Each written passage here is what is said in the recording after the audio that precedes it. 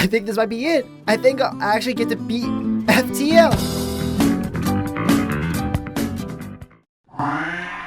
Hey folks, Cloudy here, and we're playing arguably the hardest roguelike in the world, Faster Than Light, or FTL for short. Think of the game as Star Wars, So love is blind. but you're playing as Princess Leia. Yes, I understand that the game is notoriously known to be difficult, but I have played this game quite a bit as a kid, so I am very confident with my master debating skills will bring success. Let's begin. As you can see here, we have the default ship, the Kestrel. Primarily known to have the most basic functions, the ship does come equipped with a Burst Laser Mark II and the Artemis missile launcher. However, I do have to say one honest truth about the Kestrel. Boo! Kestrel! Boo! Most would consider the Kestrel to be an above average ship, as shown here. However, I personally put every other ship above the Kestrel. Kestrel? F tier, easy choice. Oh, brother, this guy stinks! Since I never used the Kestrel successfully, I'll only be using the Kestrel for this video. To make sure I take these runs very, very seriously, I decided to name every crew member who've inspired me, played games with me, or helped me create content in general. You can find them in either these videos, but I'll also include their Twitch links below. And of course, I'll have the utmost respect for each one of their lives. With the pleasantries out of the way, let's get started. After putting some time and thinking about my first jump, I am immediately greeted by a slaver ship upon my arrival. They reminded me about how broke I was, so I decided to negotiate with them, using of course my trusty Burst Laser 2 and Artemis missile, both of which are directly aimed at the weapons and shield systems of their ship. After a very successful volley of words, it appears a slave ship has given me a trade offer, but there is one issue with the offer.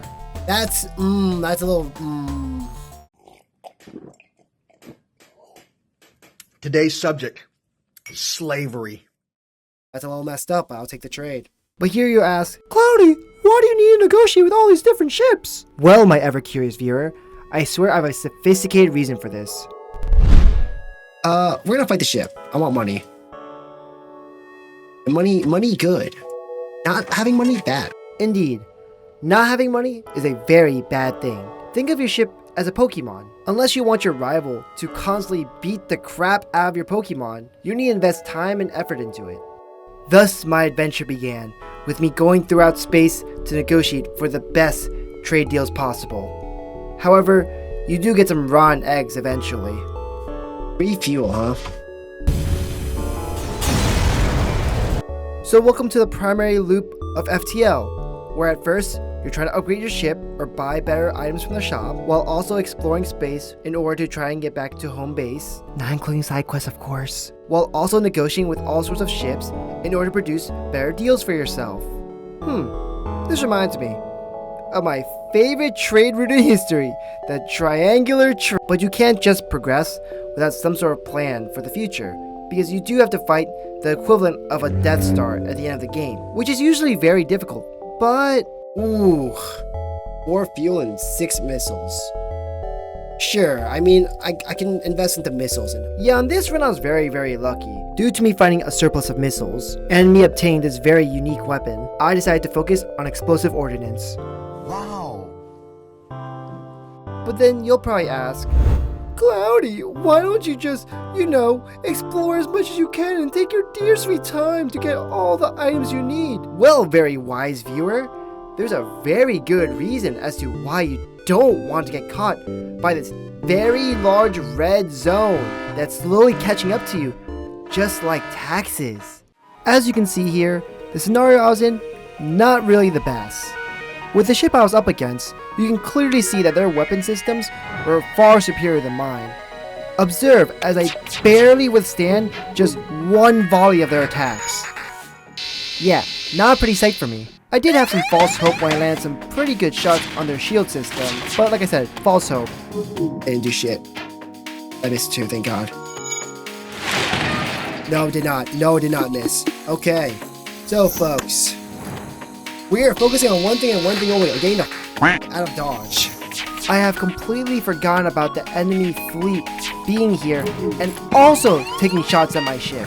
So I was quickly trying to repair what I can, but that's when I noticed that the engines were still functioning.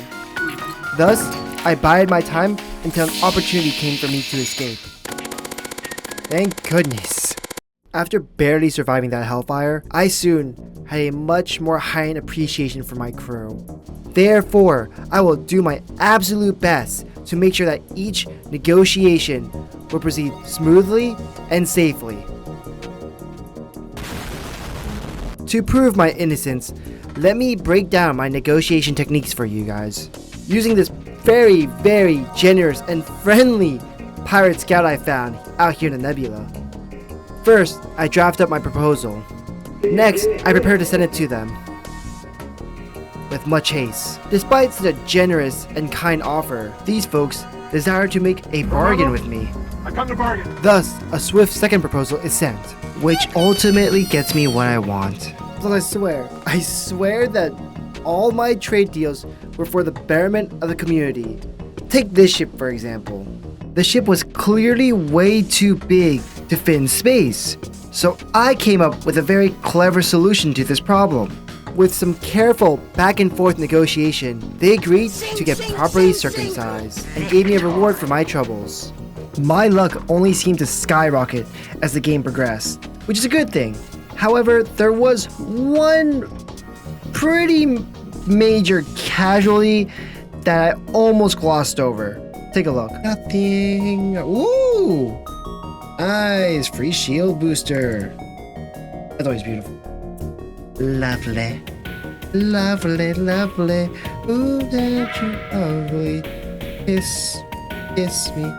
Say that I just lost Katsu, didn't I? Whoops.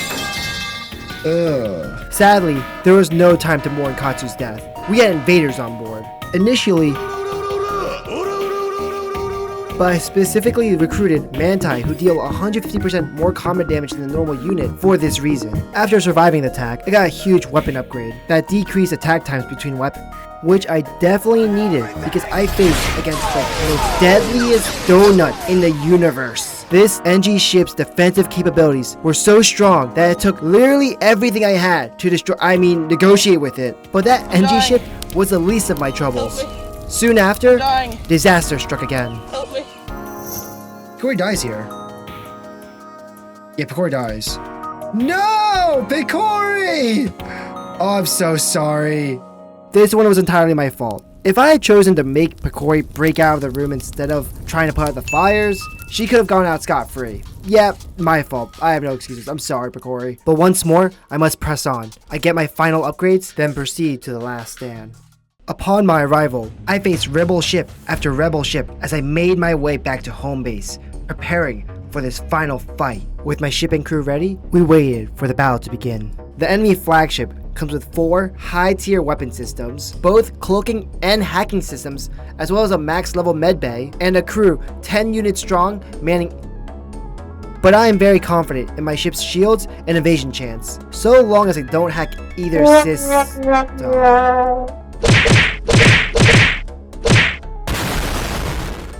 You suck!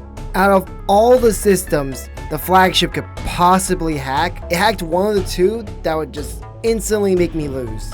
But since this run went so well, I decided to do one more. I mean, what can go wrong? Help me! Help me! Okay, one more attempt. Yeah, I was having just the worst luck on camera, so I decided to do my last 4th attempt off the camera to see if it would go, smoother.